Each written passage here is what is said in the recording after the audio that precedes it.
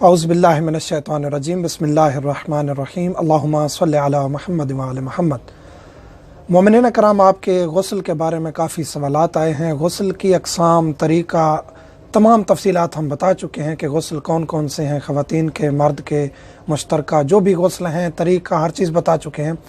कुछ सवालात ऐसे हैं मोमिनीन के जो बार बार आते हैं और उनकी वजाहत आज इसलिए कर रहे हैं कि ये सवालात सैकड़ों दफ़ा पूछे जा चुके हैं।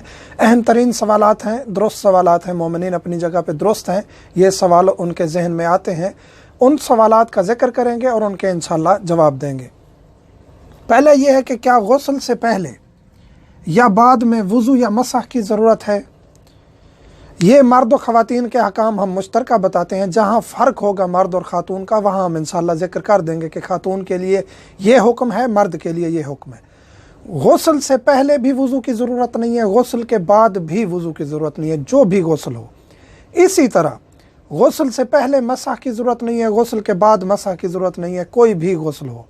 ख़वातीन का जो इस्तिहाज़ा का हुक्म है वो मुख्तलिफ है, वो हम इस्तिहाज़ा वाली वीडियो में ज़िक्र कर चुके हैं कि उसने जो अहकाम अंजाम देने हैं इस्तिहाज़ा मुतवस्सिता या कलीला या कसीरा के, वो अलग हुक्म है। लेकिन अमूमी तौर पे किसी भी गुस्ल से पहले या बाद में ना वज़ू की ज़रूरत है ना मसह की ज़रूरत है। क्या गुस्ल में एक बार पानी डालना काफ़ी है?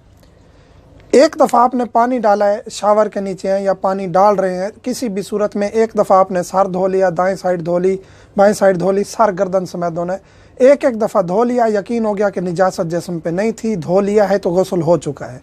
लेकिन मुस्तहब ये है कि तीन तीन दफ़ा धोया जाए जिस्म के हर हिस्से को, सर को गर्दन समेत, दाएँ साइड को बाएँ साइड को, तीन तीन दफ़ा मुस्तहब है, एक दफ़ा पानी डालना वाजिब है। खड़े होकर या कपड़ों में गुस्ल करना कैसा है? बाज़ मोमिनीन पूछते हैं कि खड़े होकर हम गुस्ल कर रहे हैं, क्या ये दुरुस्त है? दुरुस्त है। बैठ के गुस्ल कर रहे हैं, दुरुस्त है। खड़े होकर, बैठ के, किसी भी सूरत में गुस्ल करना दुरुस्त है। और इसी तरह कपड़े पहने हुए हैं, एक बंदा कपड़े पहने हुए है, वो गुस्ल करना चाहता है, कर सकता है। यकीन हो कि हमारे जिस्म का हर हिस्सा धुल चुका है तो गुस्ल आपका दुरुस्त है। गुस्ल की नीयत कैसे करनी है, ये सवाल बहुत ज़्यादा किया जाता है। कोई भी गुस्ल हो, हैज़ है, नफास है, इस्तिहाज़ा है, जनाबत है, मस मैयत है, फ़कत जहन में ये हो कि मैं कौन सा गुस्ल कर रहा हूँ या कर रही हूँ, कुर्बतन इलल्लाह, बस यही नीयत है। अगर नमाज का वक्त करीब है तो आपने कहना है कि वाजिब कुर्बतन इलल्लाह, बाकी इसके अलावा कुर्बतन इलल्लाह भी कह देंगे तो वाजिब। अगर नहीं भी कहा तो आपका गुस्ल ठीक है, उसके बाद आप नमाज भी पढ़ सकते हैं, वज़ू की भी ज़रूरत नहीं है। वाजिब कहना भी ज़रूरी नहीं है। अगर आप वाजिब कहेंगे नमाज का वक्त करीब है तो उसी के साथ आप नमाज पढ़ सकते हैं, लेकिन वाजिब कहना भी ज़रूरी नहीं है, वाजिब कहना ज़रूरी नहीं है। क्या ख़ातून को तमाम बाल धोने ज़रूरी हैं? ये ख़वातीन मसला पूछती हैं कि क्या सर के तमाम बाल धोना ज़रूरी है। सर के तमाम बाल धोना ख़ातून के लिए ज़रूरी नहीं है, क्योंकि उसके बाल बहुत ज़्यादा लंबे होते हैं। तो सर के जो करीबी हिस्सा है उसको धो लेगी खातून, तो उसके जो करीबी बाल हैं, सर के करीबी बाल, उसको अगर धो लिए हैं, बाकी बाल नहीं धोए, फिर भी उसका सर धुल गया है, उसका गुस्ल ठीक है। चाहे वो बाकी जो बाल, उसके जो लंबे बाल हैं उनको नहीं भी धोया तो उसका गुस्ल ठीक है। सर के करीबी बालों को धोना ज़रूरी है। ये खातून का एक मसला जो ज़्यादा पूछा जाता है।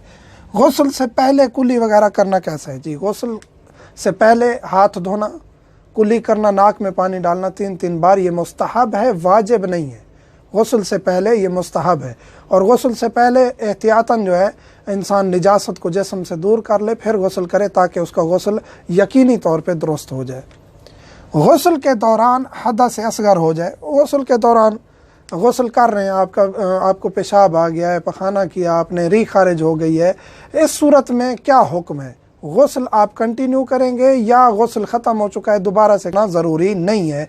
वहीं से आपने मसलन सर धो लिया है, दाएं साइड धो लिया, हदस असगर हो गया है, तो अब हदस के बाद आपने बाएं साइड धोनी है, आपका गुस्ल दुरुस्त है। ये नहीं है कि अब नए सिरे से दोबारा आपने गुस्ल शुरू करना है। नियत कब करनी है? जब आप सर पे पानी डालने लगे तो उस वक्त आपने गुस्ल की नियत करनी है।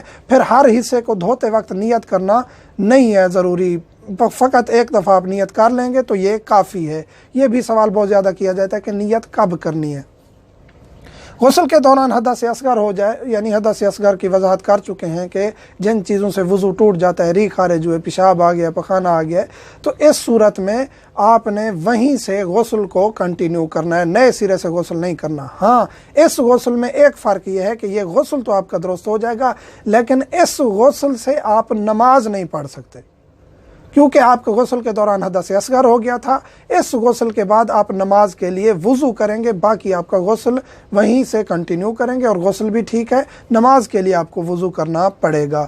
ये सवालात हैं जो बहुत ज़्यादा पूछे जाते हैं। मोमिनीन से एक बहुत ज़रूरी गुजारिश करता चलूँ, ज़ाती मसरूफियात की वजह से और मोमिनीन के सवालात इतना कसरत से आते हैं कि व्हाट्सएप पर कॉल नहीं उठा सकते हम, वॉइस मैसेज का भी जवाब देना मुश्किल हो जाता है। और यहाँ इराक़ में ख़ुसूसी तौर पे वॉइस मैसेज हमारे डाउनलोड भी नहीं हो रहे, जा भी नहीं रहे, बहुत मसाइल इंटरनेट के चल रहे हैं।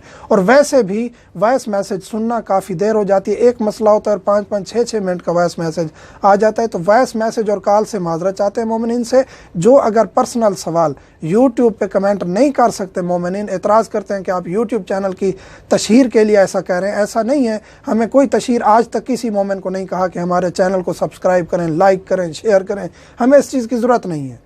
ये हम पैगाम पहुंचा रहे हैं, फ़िकी पैगाम जो हर मोमिन के घर तक पहुंचेगा। हमें जो दुआ मिलेगी वो चाहिए, हमें और कुछ नहीं चाहिए, हमें तशहीर की ज़रूरत नहीं है।